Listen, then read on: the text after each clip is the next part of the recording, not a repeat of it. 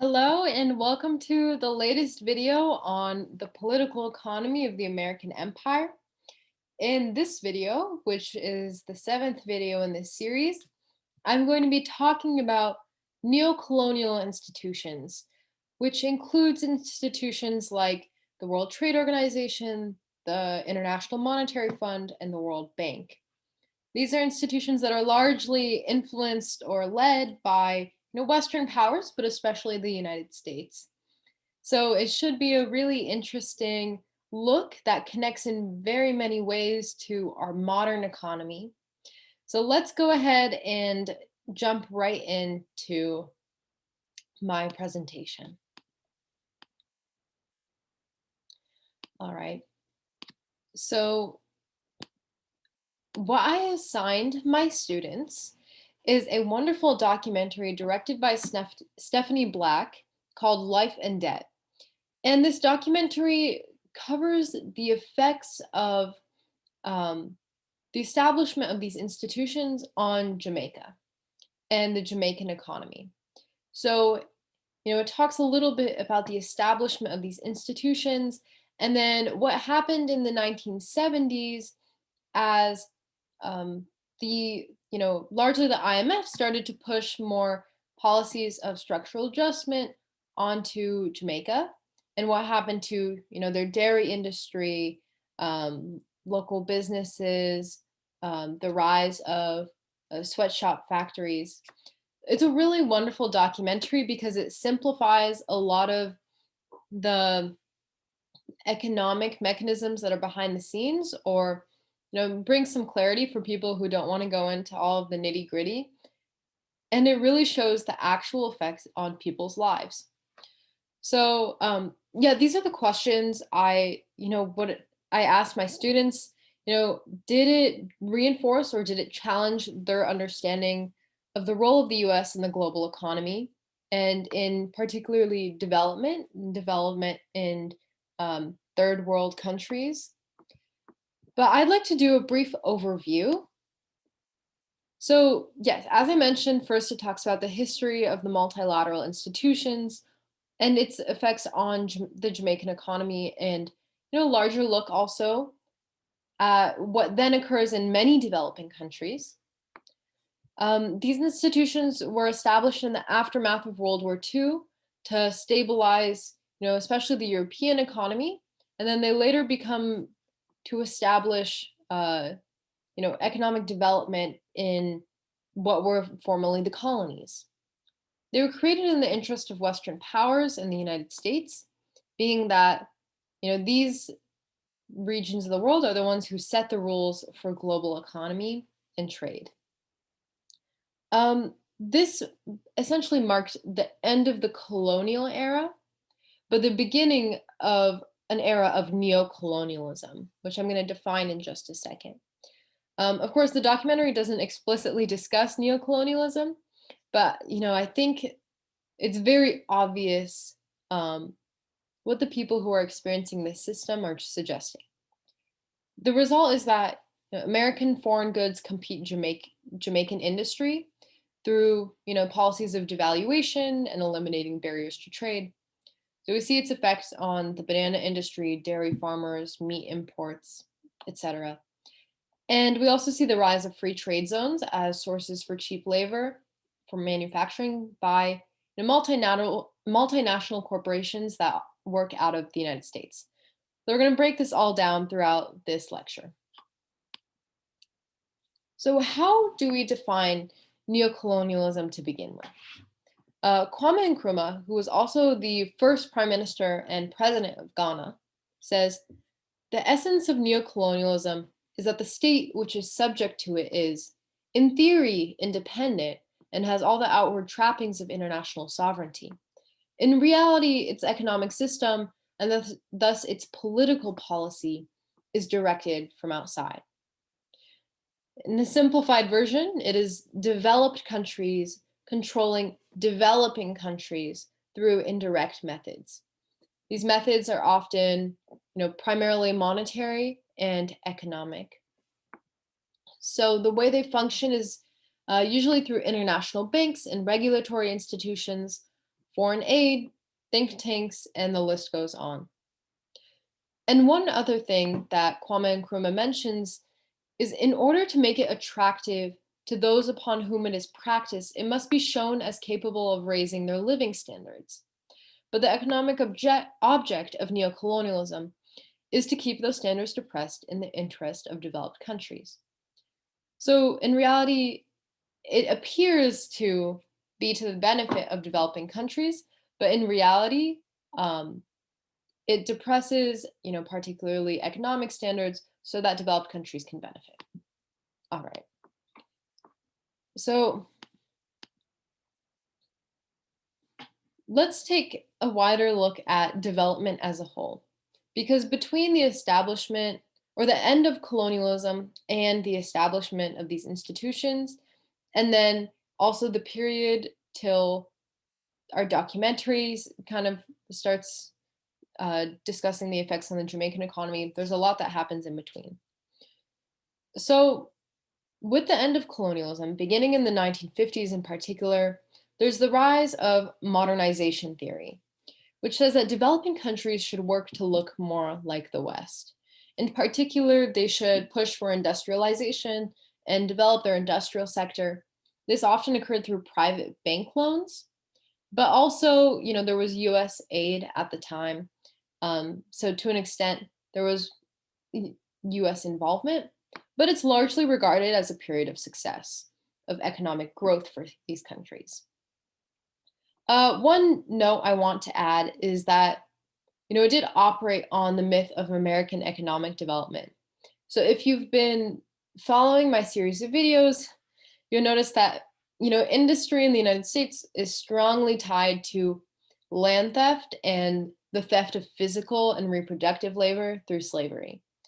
But of course, when the United States is telling these countries to industrialize and to follow their lead, those things aren't mentioned. They're left out of the narrative.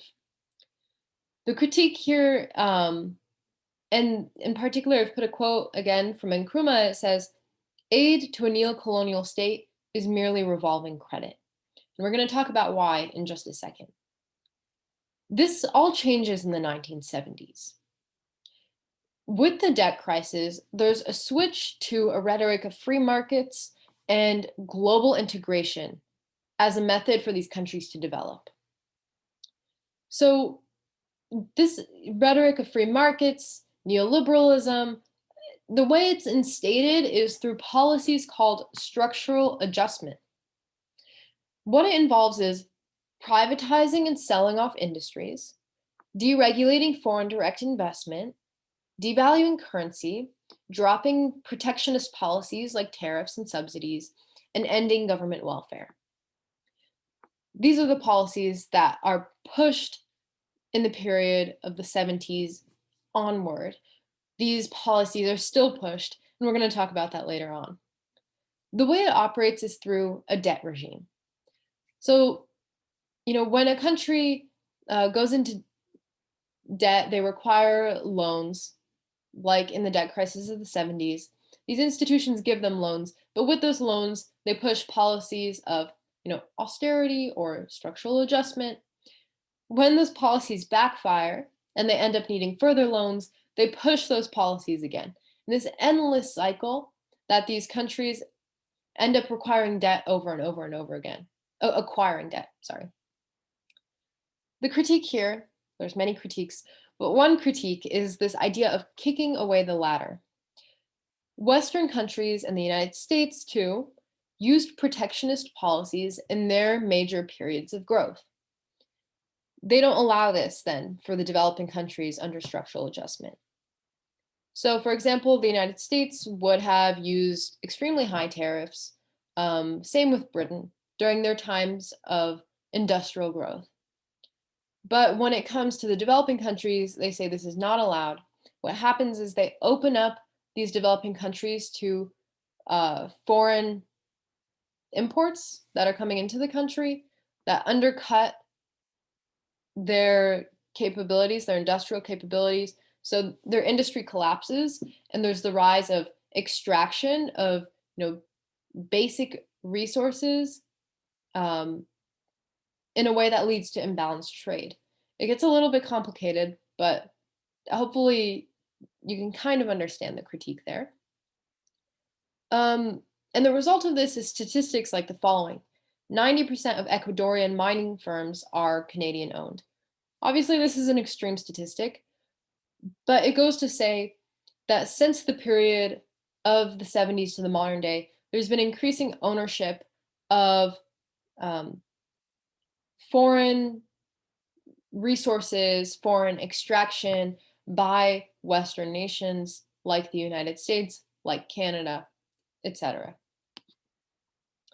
So how were these two periods of policy justified then, if there are really many strong critiques to them?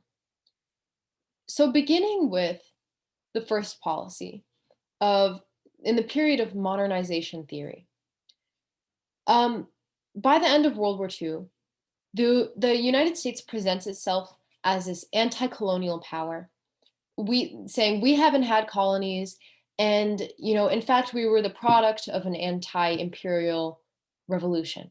Of course, we know this is controversial because, as we talked about in the last video, in fact, the United States had territories at that point, continues to have territories or colonies.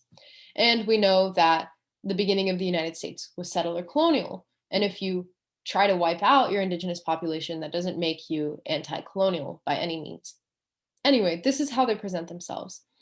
And President Truman is really the one who inaugurates, well, during his inaugural address, he inaugurates this period of America being the leader of global development. He says, I believe that the United States should make available to peace-loving peoples the benefit of our store of technological knowledge in order to help them realize their aspirations for a better life. The old imperialism, exploitation for foreign profit, has no place in our plans. What we envisage is a program of development based on concepts of democratic fair dealing. Of course, we know there's many critiques. And actually saying that it's not of an age of imperialism, we know that then people go on to say, well, actually, these are neo-colonial institutions. But it's interesting that this is the beginning of Truman putting forward the United States as developmentally and technologically advanced, and therefore a leader at the global stage of development. This changes by the 70s onward. And I put a specific quote here from Ronald Reagan at the World Bank in 1983, because I think he puts it best. He says, the societies that have made the most spectacular progress in the shortest period of time are not the most rigidly organized, nor even the richest in natural resources. No, it's where people have been allowed to create, compete, and build, where they've been permitted to think for themselves, make economic decisions, and benefit from their own risks. That societies have become the most prosperous, progressive, dynamic, and free. All right, what he's saying here is that through free markets, the United States became economically powerful. Or, that's the implicit suggestion, right? And that if developing countries want to become similarly developed, they're going to have to use free market policies. Of course, we know, again, this wasn't the case. The US used protectionism and only began pushing free market policies once it was to their benefit and they'd already industrialized. And I also want to note, in terms of chronology, this rhetoric of free markets is applied across the board. It's that same Black capitalism that we talked about with regards to the American Black population in those videos. I think it was the 5th video. It's the same applied to Native Americans. Native Americans pushing them into the city and saying you can pull yourself up, and if you try hard through free markets, you can be successful. It's the same that's even applied, to foreign countries, or even you can make the argument to, migration, which I'm going to talk about in the next video. That, oh, well, undocumented immigrants are exploited because free markets, it's the logic of free markets. That's it. Okay, I just want to place that in the chronology, that this kind of all happens in one period of time. All right. So, sorry, I went backwards. What I do want to touch on is so the multilateral institutions, which really get a lot of emphasis in that documentary, only become really powerful in the 70s. But I think we need to talk about their creation and who holds the power. So, with the Bretton Woods Conference in 1944, they create these institutions to rebuild Europe. But yes, they don't become powerful until much later on. So, the World Bank is created to give loans for infrastructural projects. The IMF is for short term loans. The World Trade Organization, which wasn't called that at the time, but it ensures the free flow of trade and sets up the rules for global trade. How the power is held within these institutions is in some ways what makes it neo-colonial. The World Bank, traditionally the president is always from the US, and voting power is based off of financial contribution. So no matter what, Western countries are going to have the greatest voting power, especially in the United States. The IMF, traditionally the president is always from Europe, and voting power is based on GDP size. Clearly, Western countries and the United States in particular is going to have the most power. The World Trade Organization, however, is based on consensus. All the countries have to give their consensus to establish those policies. Unfortunately, given the distribution of power in our world, this means that developing countries would face major consequences for dissent.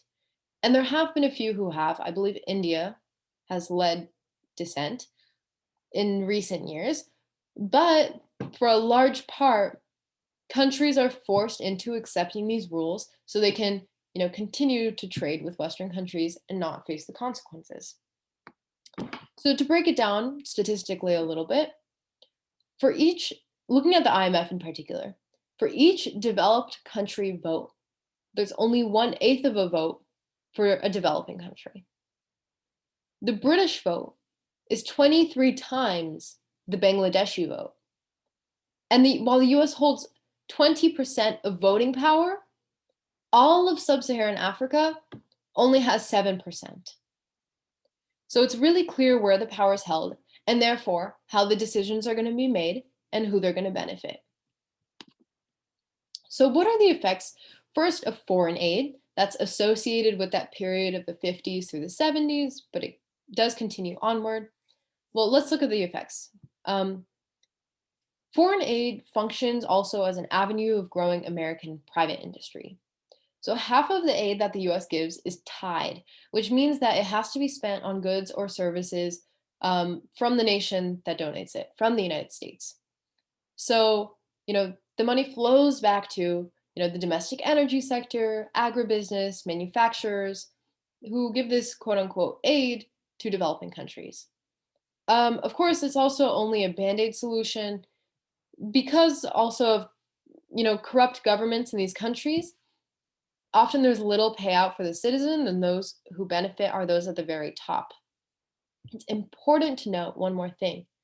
A high proportion of aid is in the form of loans. So there's really high interest payments that the country then has to pay back. So aid isn't always what you think it is, and it largely benefits the United States and other countries like it. I want to point out this quote, and this was on the USAID website until 2006, and it says, "The principal beneficiary of America's foreign assistance programs has always been the United States. Close to 80% of the US Agency for International Development's contracts and grants go directly to American firms."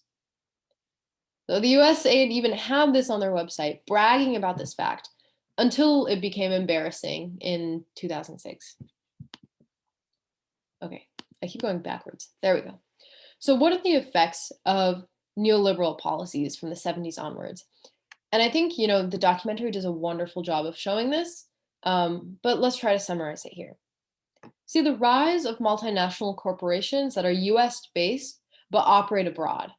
Meaning there's new avenues for resource extraction from cheap labor, and bringing money that would go to these foreign countries back to the shores of the United States. I'm going to point out this graphic on the left-hand side. This is Latin America, and it shows the largest 500 companies operating in Latin America.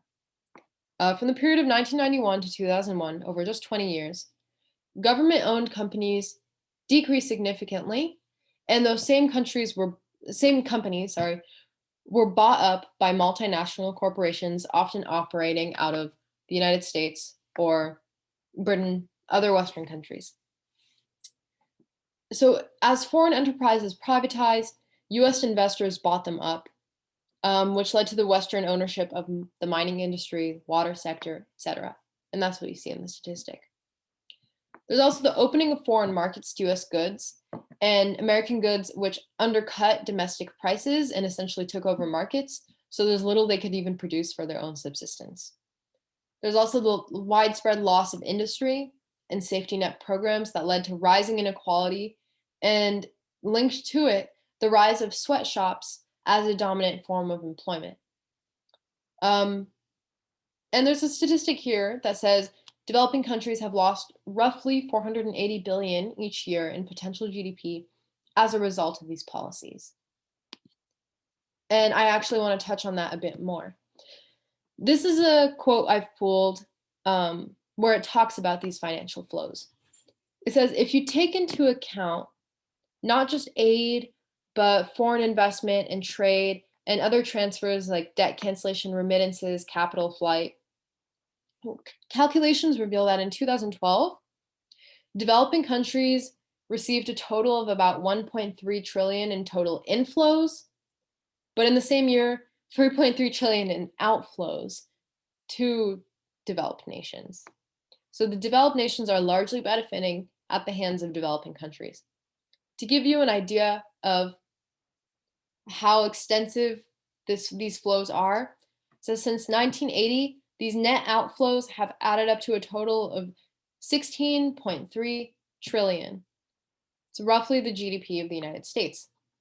So I wonder, does this challenge your thinking? Does this challenge what your expectations are? That money's actually flowing out of these countries rather than going in through some kind of a benevolent, the benevolent like kindness of Western countries and countries like the United States that are giving aid. It really shows aid is just a drop in the bucket compared to how much is flowing out through imbalanced trade and these policies. So I want to show just one example of this and the privatization of what was formerly a state-owned industry, which then comes to be owned by a US-based company, and the resistance that follows, because I think it's important to acknowledge that those who have experienced these policies have not always just sat back and watched it happen, but there is widespread discontent.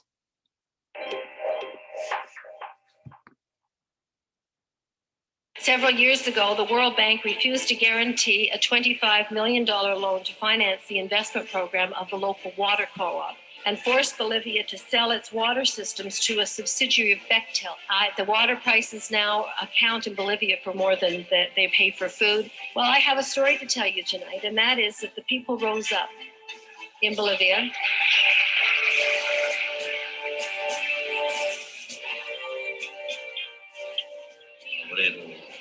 Industrial y cuando en Bolivia se privatizó el agua, la gente, nosotros no podíamos conseguir que un empresario privado, un inversionista transnacional, podía apropiarse del agua. Es decir, la gente o tenía que pagar el agua o tenía que dejar de comer y por lo tanto no tuvo otra alternativa que decir no a la privatización del agua. Una rebelión popular, una forma organizativa de multitudes de gente, desde los campesinos hasta los vendedores de las calles, y empezamos una resistencia. Okay, that was odd. I'm going to share my screen again. Para garantizar la seguridad jurídica de la empresa, garantizar las utilidades y las ganancias de la compañía. And it's really interesting because, the World Bank has imposed the same kind of private control and takeover of many other things in developing countries: healthcare, education, their energy sector, their mines, and so on. But when it comes to water, something happens and people say, I couldn't stop you there, or I didn't know how, or I thought maybe you were not taking my local water. Asociados de una abierta complicidad de los gobernantes en ese tiempo en Bolivia, que inclusive se privatizó el agua de la lluvia. Es decir, All right, I'm going to stop it there because the video gets a little bit gory, and I know not everyone can handle watching that. Also, I apologize for the weird interruption. I think I had a Wi-Fi issue. But let's go ahead and get back to the, hold on, the presentation.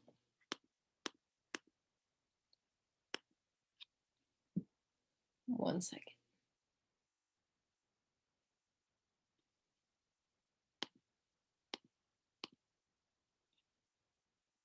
Okay.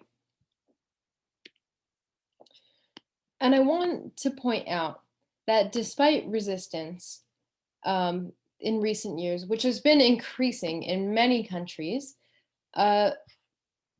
these policies continue to be enforced. So it says over 80% of IMF COVID-19 loans will push austerity or structural adjustment policies on poor countries. So these policies continue despite their widespread failure, or I guess a benefit from the eyes of Western countries.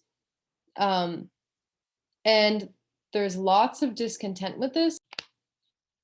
Okay, sorry, I keep having Wi-Fi interruptions, but I'm almost there, so let's just get through. All right, but yes, money continues to flow to the United States. The last thing I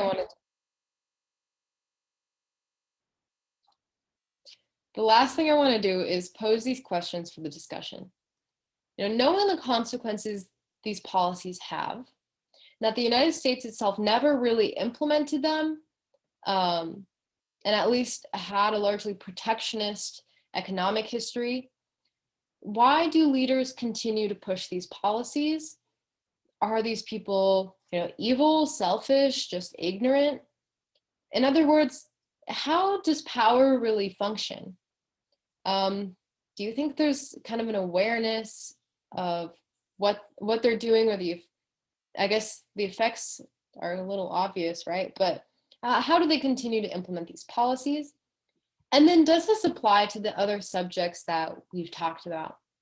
To what extent do you think, or how do people justify the continuation of these policies? It's quite a difficult question, but I invite you to think about it. And we're going to stop there. I apologize about the weird interruptions. I don't know how that's going to look in the video. But I hope, you know, despite that, I was able to give kind of a clear explanation of these institutions. It's a little bit of the more economically complex of the videos in this series, but I think it's definitely very important, especially because these are ongoing policies and institutions that still hold power, and define the policies behind our modern global economy. So thank you so much for listening. And the next video is going to be looking at, okay, I'm going to finish with one last sentence and then I'm done. The next video is going to be looking at the effects of the, you know, interventionism, which I talked about in the last video, and these policies that I talked about in this video, being that migration is connected to them, since these are push factors for migration. So we're going to talk about that in the next video. Again, sorry about the interruptions, but thank you so much, and I'll see you in the next video.